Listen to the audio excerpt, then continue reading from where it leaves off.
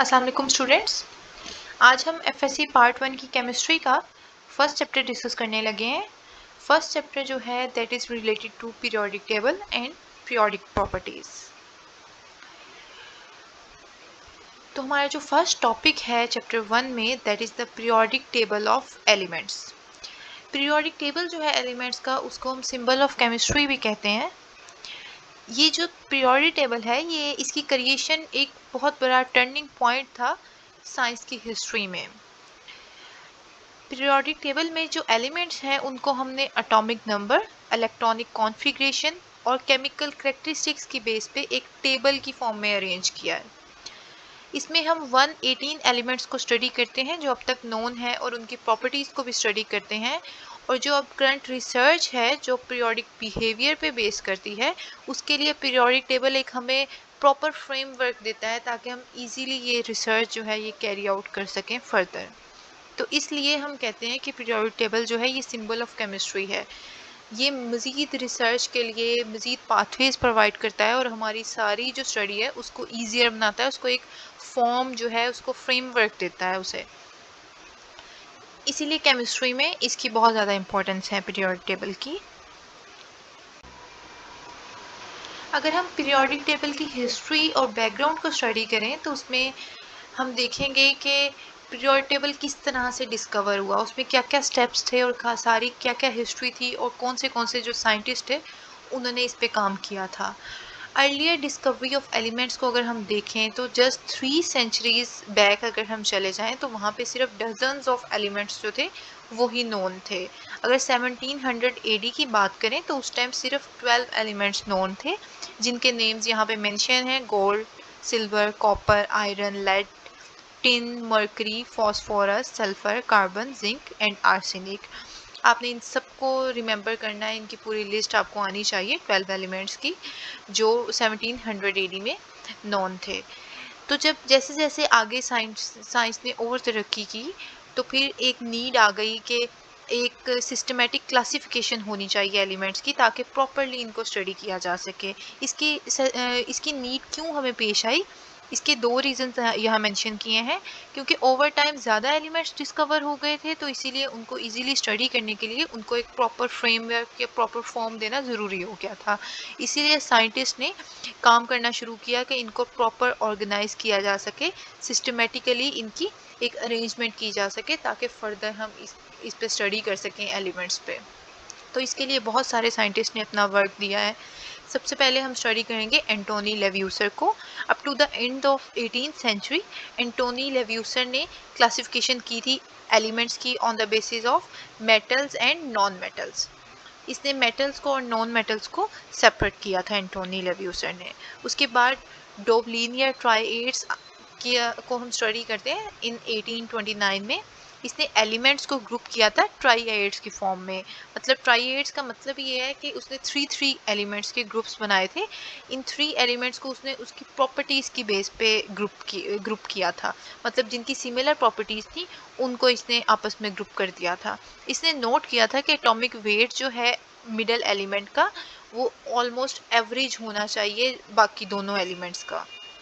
ठीक है, मतलब इसने थ्री एलिमेंट्स का ग्रुप बनाया था और जो सेंटर वाला था उन थ्री एलिमेंट्स में वो बाकी दोनों एलिमेंट्स का एवरेज था। जैसे यहाँ पे मैंने एग्जांपल्स कोट किए हैं, जैसे आप देखें लिथियम, सोडियम और पोटाशियम को अगर आप देखें तो लिथियम और पोटाशियम का अगर आप एटॉमिक वेट लें तो वो ऑलमोस्ट एवरेज है सोडियम के। ठीक है, तो इस तरह से जो सेंटर वाला ये सबके थे वो ऑलमोस्ट एवरेज के इक्वल थे बाकी दोनों के। इस हिसाब से इसने थ्री एलिमेंट्स के ग्रुप्स बनाए थे जिसे ट्राइएड्स इसने कहा था। इसमें से आप कोई सा एक ग्रुप जो है वो रिमेंबर कर सकते हैं एज अ एग्जांपल ऑफ ट्राइएड्स।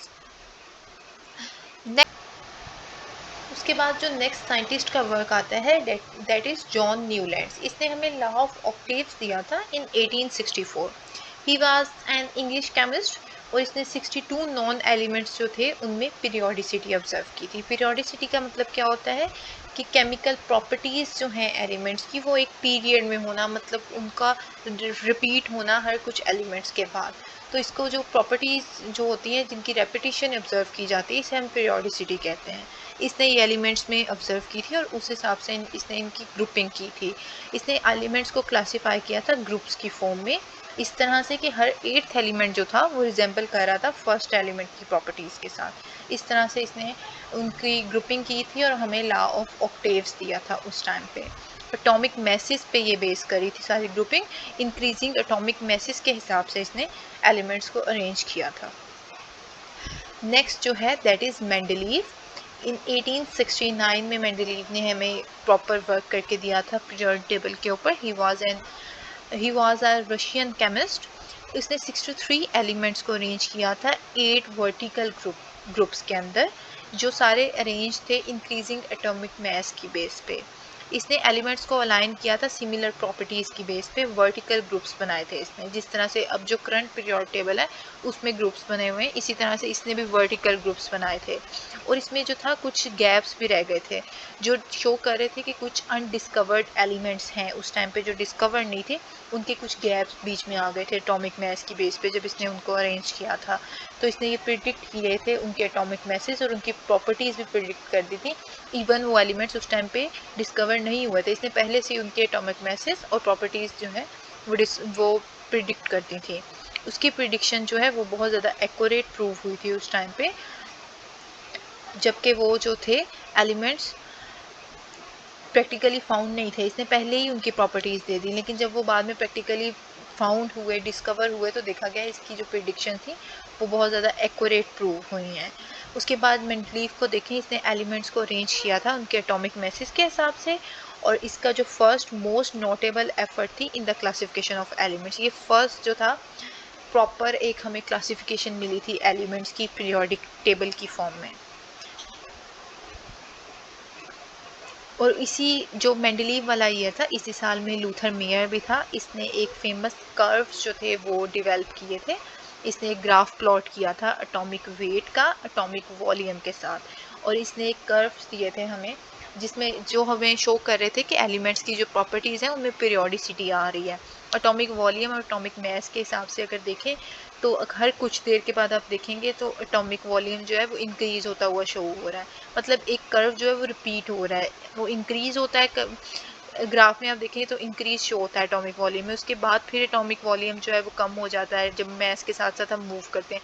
फिर कुछ देर बाद दोबारा से वो इंक्रीज आपको शो होता है, फिर से कम हो जाता है तो फिर से इंक्रीज शो होता है। इस तरह से प्रॉपर कर्व्स बन रहे थे ग्राफ के अंदर जब इसने एटॉमिक वेट और एटॉमिक वॉल्यूम के हिसाब से एलिमेंट्स जो है उनका ग्राफ प्लॉट किए थे। इस तरह से पीरियोडिसिटी इसने शो की थी कि जो प्रॉपर्टीज़ हैं वो रिपीट हो रही हैं जब हम एलिमेंट्स को उनके एटॉमिक मास के हिसाब से अरेंज करते हैं। तो ये लूथर मेयर का वर्क था। इसके बाद जो हमारे पास वर्क आ जाता है दैट इज़ ऑफ हेनरी मोज़ले इन 1930। इसने एटॉमिक नंबर जो था वो डिटरमाइन किया था, एग्जैक्ट एटॉमिक नंबर। इसने एक्सरे एमिशन का जो मेथड था उसको यूज़ करके एटॉमिक नंबर्स जो थे एलिमेंट्स के वो फाइंड किए थे। और जो मेंडलीव का जो टेबल हमने स्टडी किया है उसमें जितने भी फ्लॉज थे इसने उनको रिजॉल्व किया था। इसने एलिमेंट्स को एटॉमिक नंबर के हिसाब से अरेंज किया था। आपने पीछे पढ़ा है कि मेंडलीव ने एटॉमिक मास की बेस पे अरेंज किया था, इसने जो था उसे एटॉमिक नंबर के हिसाब से अरेंज कर दिया था। और इसने फिर एक पीरियोडिक लॉ हमें दिया था कि जो प्रॉपर्टीज़ होती हैं एलिमेंट्स की are periodic function of their atomic number.